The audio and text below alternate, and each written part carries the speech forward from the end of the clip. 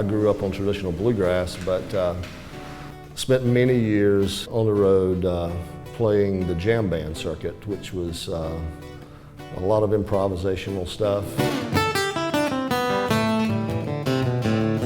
I also grew up about as country as you can get. Countries and bluegrass are a big part of who I am, but I also love blues and R&B and rock, and I think our album reflects all of those loves because we have so many different genres that we pull from.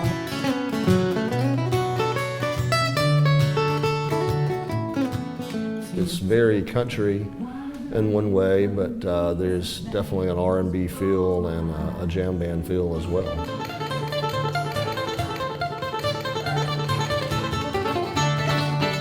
It's an album about real life, and one of the songs called Hey Country that's on the album, I wrote all the lyrics from growing up with anticipation of going to Nashville.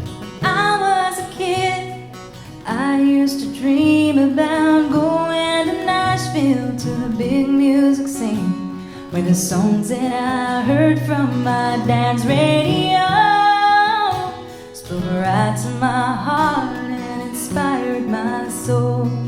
And during that time, everything that I had heard and had been listening to all my life, when I got there, everything had kind of changed into a more pop country thing. And then Alan Jackson came along and kind of brought it back to real country along with other people. And then a few years ago, it kind of all starts happening again. You know, country music is sacred to country music fans. It always comes full circle to me, and it always goes back to the roots, and it always goes back to traditional, and I think that's where we're at in country music now. I used to sit all day long, my guitar in hand, sometimes a banjo or an old mandolin. I wrote one on there called That's What I Call Home, and my son played high school football and they were in the playoffs, and the whole town was so supportive. As many small towns across the South, football is so important. And it's not necessarily a song about football, it's just about home. Like Amazing Grace, how sweet the sound, church bells ring in my hometown. Friday nights the stores close down to watch them boys play ball. Stars and stripes and people stand, hands on hearts and hats in hands.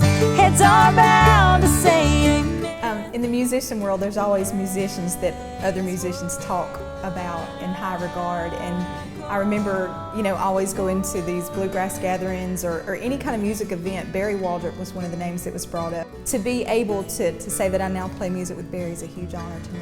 It's more than just playing music, it's getting along and understanding and being humble, and know that there's always somebody doing something that you're not doing, and there's just no room for egos in my book.